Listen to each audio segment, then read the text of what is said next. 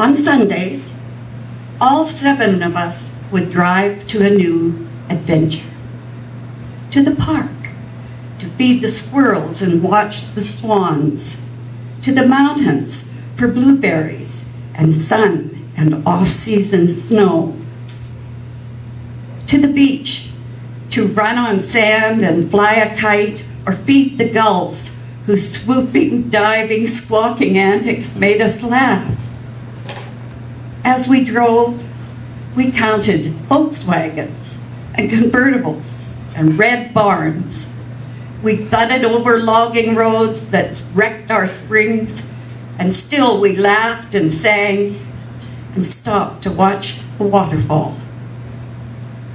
The noise, the confusion, the lack of money didn't seem to matter, for those were the days when our kids were young, and so were we.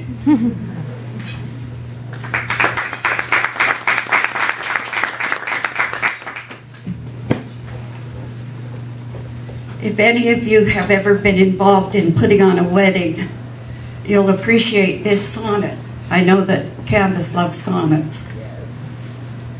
We planned a beautiful garden wedding, and we studied the almanac, and we chose the best day that it wouldn't rain.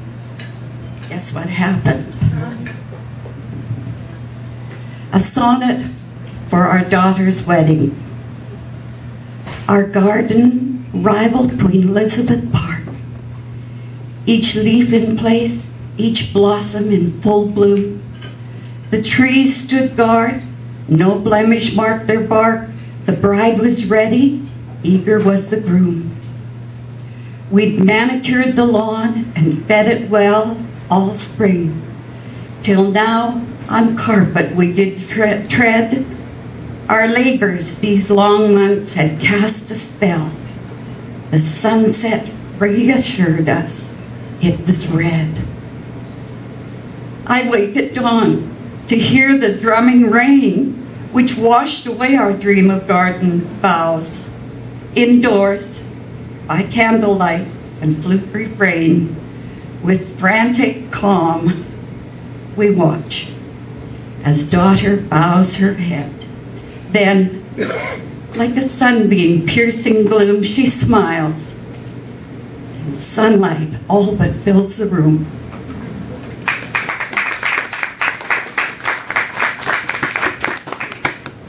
Now, I'm doing double duty today.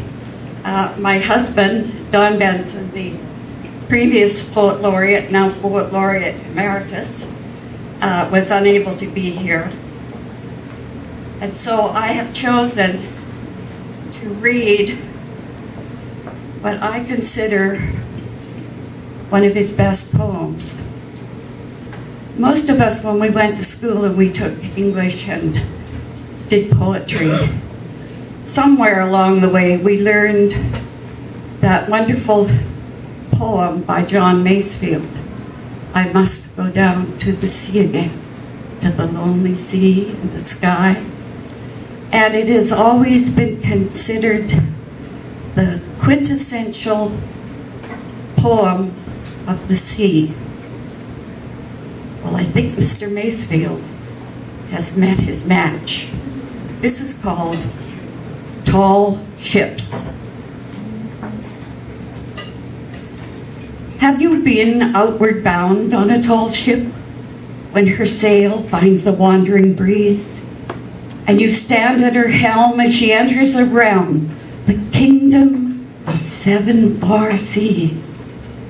Her perfumes are tar, hemp, and canvas. Her masts have a roguish rake. An ancient sea chime marks the passage of time, while seagulls stiff wing in her wake. Have you climbed to the top of a tall ship and reached out to gather a cloud? There's a sudden strong gust, your ship feels the thrust, and she answers it, graceful and proud. Have you stood wrapped in wind and high canvas and felt what it means to be free? With the mass giddy sway through the great Milky Way, you know you were bred to the sea. Have you weathered a storm in a tall ship? When the bottom falls out of the glass, heard the whip crack of sail and the shriek of the gale as she plunges into a crevasse. Then the bowsprit is spearing the heavens. There's fear and despair in the air. The waves are so vast that you cling to a mast and you find yourself shouting in prayer. Have you watched far at sea as a tall ship glides regally out of the dawn with white wishbone wake like a bird on a lake, a giant, majestic white swan? When the world was first new, the Creator decreed that tall ships in His plan have great wind-filled wings, the most beautiful things to ever be crafted by man. Sailors leave home for the tall ships, for a world where horizons are far. But only winds know the reason they go to steer for a distant bright star. Does a sailor reflect in the ocean, or the ocean reflect in him? Is his love for sail some unreachable grail that gleams on horizon's rim? I dream troubled dreams of the tall ships when canvas falls slack in the sun and the last tall ship swings with white folded wings at anchor, and then there are none. And if that day's near, I pray I'm not here when old sailors dream on the shore. No tall ships remain.